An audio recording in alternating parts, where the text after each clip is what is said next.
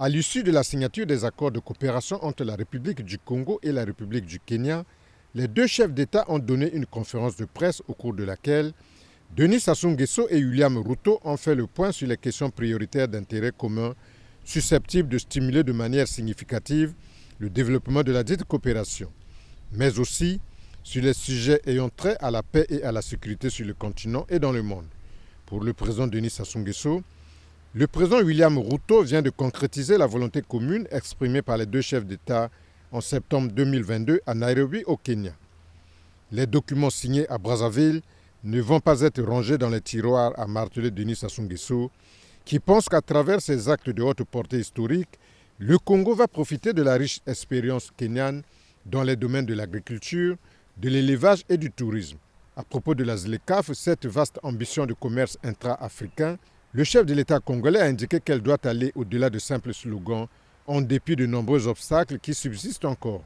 Nous avons la ferme volonté de réaliser une route qui partirait du Kenya, atteindrait l'Ouganda, la RDC, jusqu'à Kisangani, au bord du fleuve Congo.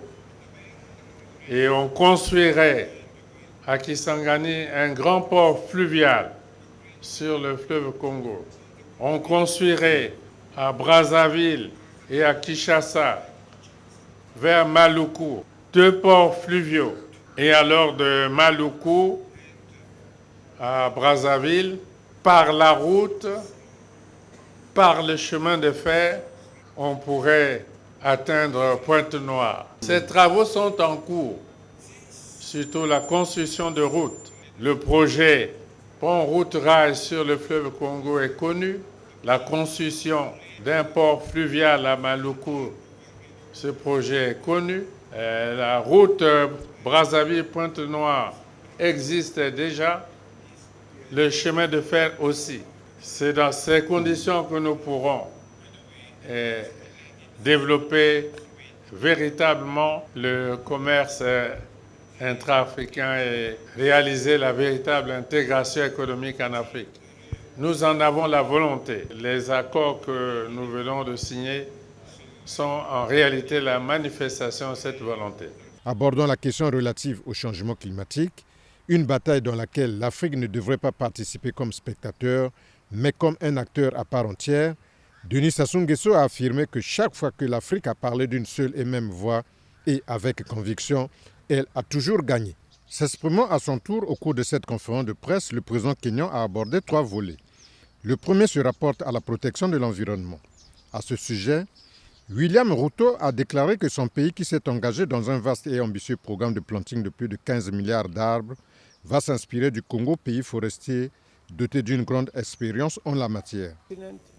Sur notre continent et au niveau mondial, puisque nous souffrons des effets des changements climatiques, il faudrait que nous puissions faire ce que nous avons besoin de faire pour gérer notre environnement. Et pour gérer l'environnement, il faudrait que nous puissions nous engager dans l'engagement de l'environnement et également le planting des arbres. Nous sommes en train de mobiliser des ressources au niveau national. Nous sommes en train de mobiliser chaque Kenyan. En tout cas, on s'est fixé un objectif pour chaque Kenyan de planter un minimum de 100 arbres par année. Nous allons dépasser même l'objectif de 15 milliards d'arbres. Le deuxième a trait aux ressources humaines. En effet, la jeunesse étant l'avenir d'un pays, le président kenyan fonde de grands espoirs sur cette importante couche sociale du continent pour le développement de son pays. Mais il ne faut pas la laisser sans atout, sans formation. Afin de booster la coopération bilatérale entre Nairobi et Brazzaville, la compagnie aérienne Kenya Airways, qui ne relie plus les deux capitales, est appelée à jouer un rôle catalyseur dans ces échanges. D'où l'impérieuse nécessité, a ajouté le dirigeant kenyan, d'une reprise imminente des vols.